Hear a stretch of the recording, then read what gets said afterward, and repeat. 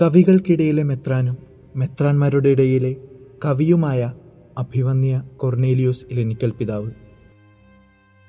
കൊടുങ്ങല്ലൂരിനടുത്തുള്ള കാരാഗ്രാമത്തിൽ ഇലഞ്ഞിക്കൽ അവരയുടെയും ത്രേസ്യയുടെയും പുത്രനായി പരിശുദ്ധ കന്യകാമറിയത്തിൻ്റെ ജനന തിരുനാൾ ദിനത്തിൽ സെപ്റ്റംബർ 8-ാം തീയതി 1918 കൊർണേലിയോസ് ഭൂജാതനായത്.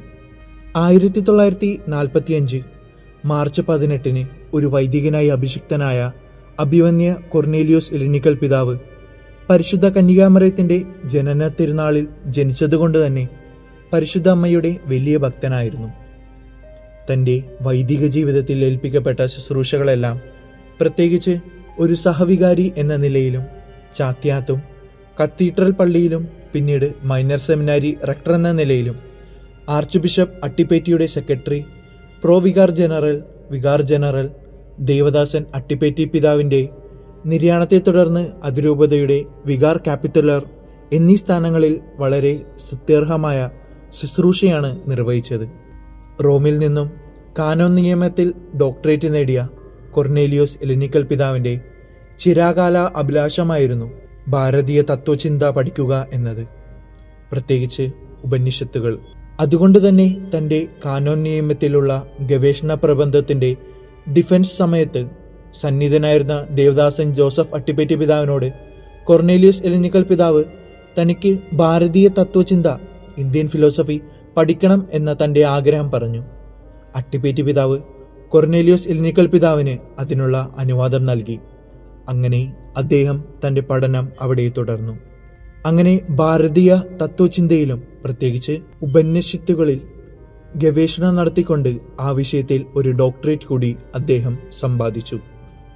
പിന്നീട് 1987 മാർച്ച് 19 വരാപ്പുഴ അതിരൂപതയുടെ മെത്രാപ്പൊലീത്തയായി കൊർണേലിയോസ് ഇലഞ്ഞിക്കൽ പിതാവ് സ്ഥാനമേറ്റു. അതീവ പാണ്ഡിത്യമുള്ള, വിശുദ്ധിയുള്ള, മരിയ ഭക്തനായ ഒരു മെത്രാപ്പൊലീത്തയായിരുന്നു കൊർണേലിയോസ് ഇലഞ്ഞിക്കൽ പിതാവ്.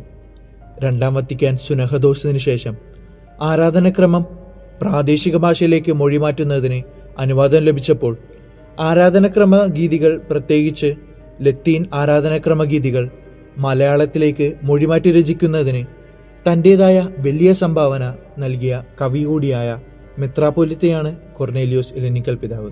ഇന്ന് ആരാധനക്രമത്തിൽ ഉപയോഗിക്കപ്പെടുന്ന നിരവധി ഗീതികൾ കൊർണേലിയോസ് ഇലഞ്ഞിക്കൽ പിതാവിൻ്റെ രചനകളാണ് എന്ന് നമുക്കറിയാം.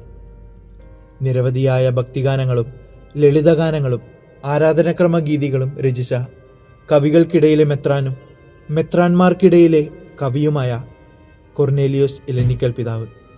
എൻ താതൻ എന്നെ വിളിക്കുന്ന നേരത്ത് തൻ പക്കലേക്ക് ഞാൻ പോയിടേണം എന്ന ഗാനം രചിച്ച കൊർണേലിയോസ് ഇലഞ്ഞിക്കൽ പിതാവ് പറയുമായിരുന്നു, നാം എവിടെയായിരുന്നാലും, ഏത് വിദഗ്ധ ഡോക്ടറുടെ ചികിത്സ ലഭ്യമായാലും, എത്ര സുരക്ഷിതമായ ഒരിടത്താണ് വസിക്കുന്നതെങ്കിലും, എൻ താതൻ എന്നെ വിളിക്കുന്ന നേരത്ത് തൻ പക്കലേക്ക് ഞാൻ പോയിടണമെന്ന്. അങ്ങനെ തൻ്റെ വിശുദ്ധ ജീവിതം വഴി പരിശുദ്ധ അമ്മയെ ചേർത്ത് പിടിച്ച് താതൻ്റെ വിളി കാത്തിരുന്ന് അതിന് പ്രത്യുത്തരം നൽകി കൊർണേലിയോസ് ഇലഞ്ഞിക്കൽ പിതാവ് സ്വർഗത്തിലേക്ക് യാത്രയായി. വിജയപുരത്ത് 16 വർഷത്തോളവും വരാപ്പുഴയിൽ 9 വർഷവും ശുശ്രൂഷ ചെയ്ത് 2011 ഓഗസ്റ്റ് 7 15 വർഷത്തെ വിശ്രമ ജീവിതത്തിന് വിരാമം കുറിച്ചുകൊണ്ട് 93-ാം വയസ്സിൽ സ്വർഗീയ ഗേഹത്തിലേക്ക് കൊർണേലിയോസ് ഇലഞ്ഞിക്കൽ പിതാവ് യാത്രയായി. പിതാവിൻ്റെ ഭൗതികദേഹം കത്തീഡ്രൽ ക്രിപ്റ്റിൽ വിശ്രമം കൊള്ളുന്നു.